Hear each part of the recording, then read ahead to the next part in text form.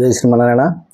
ఆపదామపహత్తారం దాతారం సర్వసంపదాం లోకాభిరామం శ్రీరామం భూయో భూయో నమామ్యహం.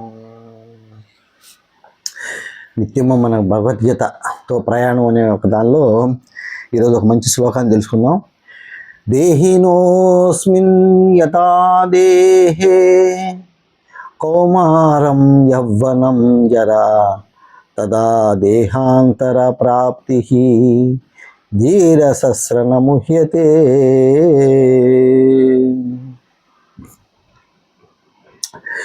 ఈ జీవాత్మకు ఈ దేహమునందు కౌమారము యవ్వనము వార్ధక్యం ఎట్లాగే అలాగే మరి యొక్క దేహం కూడా లభిస్తుంది. దానికి ధీరుడైన వాడు ఎవడు కూడా భయపడ్డు అని కృష్ణ భగవానుడు అర్జునుడితో తెలియజేస్తున్నాడు. ఎప్పుడైతే ఆయనకి ఆలోచన వచ్చిందో ఈ యుద్ధం చెయ్యాలా లేదనే సంశయం వచ్చిందో ఈ శ్లోకాన్ని తెలియజేశాడు. నువ్వు దేనికి భయపడాల్సిన అవసరం లేదు. ఈ దేహము ఇంకో దేహాన్ని పొందుద్ది. ఆత్మ నశించదు, శరీరం మాత్రమే పడిపోతుంది. కాబట్టి ధీరుడైన వాడు దీనికి భయపడ్డు అని చెప్తున్నాడు. నువ్వు ధీరుడివి, నువ్వెందుకు భయపడాలి? ఇప్పుడు ఒక విషయం మనం గుర్తుపెట్టుకోవాలి. భగవద్గీత అనేది ఉపనిషత్తుల యొక్క సారం. ఈ ఉపనిషత్తుల నుంచి వచ్చినటువంటి విషయాలు, ఎందుకంటే ఆత్మతత్వాన్ని బోధిస్తేవి ఇవన్నీ కలగలిపి మనకి భగవానుడు ఒక భగవద్గీతలో అందించాడు. మనకి అన్ని మూల సూత్రాలు ఒక దగ్గర చేరుస్తారన్నారు కదా. ఒక దగ్గర చేర్చి మనం ఎలా అయితే నేర్చుకోగలుగుతాం. ఏదైనా ఒక లెక్కల సబ్జెక్ట్ ఉంది, ఒక పుస్తకంలో మూలం అంతా కలిపి ఒక చోట రాసుకుంటాం, మూలాల సూత్రాలన్నీ కూడా. అలాగే ఉపనిషత్తుల సారం మొత్తం కలిపి భగవద్గీత అనే ఒక అర్జునుడికి చెప్పే నెపంతో మనకి లోకానికి అందించాడు మహానుభావుడు శ్రీకృష్ణ భగవానుడు, ఒక గురువు అందించి ఈరోజు ప్రతి శ్లోకం కూడా మనకి ఉపనిషత్తుల సారం. ఇది తెలుసుకుంటే మనం జీవితంలో దేనికి వెనక అడుగు వేయం. ఈరోజు మనం ముందుకు అడుగు వేస్తామే కానీ వెనక అడుగు ఆలోచన చేయం. ఎప్పుడైతే భగవద్గీతని క్షుణ్ణంగా తెలుసుకోవాలి. ఇప్పుడు ఈ శ్లోకంలో వచ్చేటప్పటికి అసలు ఎందుకు తెలియజేశాడు?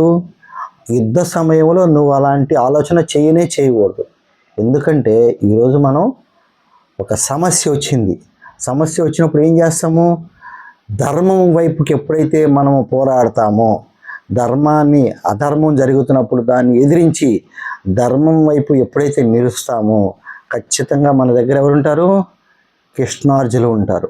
కృష్ణుడు అర్జునుడు ఇద్దరు కలిసి ఉంటారు. ఎక్కడైతే కృష్ణుడు అర్జునుడు ఇద్దరు కలిసి ఉంటారో అక్కడ విజయం తథ్యం. ఎక్కడైతే ధర్మం ఉంటుందో అక్కడ ఇద్దరు ఉంటారు. అంటే మన పక్క ధర్మ యుద్ధం చేసేటప్పుడు మనము ప్రపంచంతో కానీ ఎవరితో కానీ దేంతో కానీ ఎవరితో కూడా భయపడాల్సిన అవసరం లేదు. మన జీవితం ఒక ధర్మయుద్ధం. మన జీవితం ధర్మయుద్ధంగా ఉండాలంటే ఏం చేయాలా? ధర్మంగా జీవించాలి.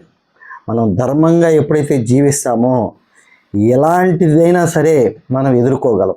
ఎలాంటి సమస్యనైనా సరే మనం అలా అవలీలుగా దాటివేయగలం ఖచ్చితంగా. ఎందుకంటే అందులో తిరిగేలేదు.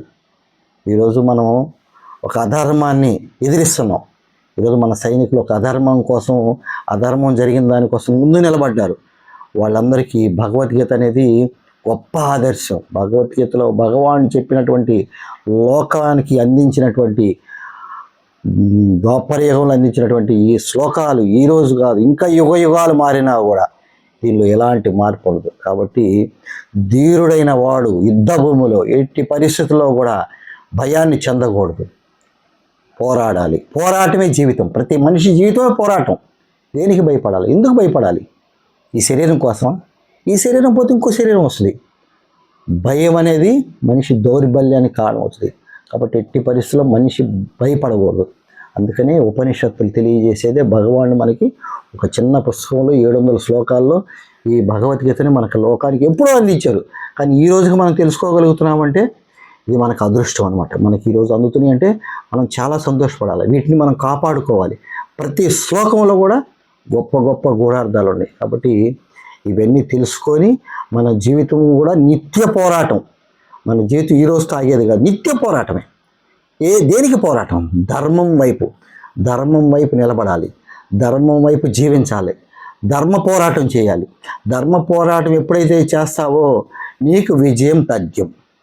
కాబట్టి నెక్స్ట్ వీడియోలో ఇంకొక శ్లోకాన్ని తెలుసుకుందాం. జై శ్రీమన్నారాయణ.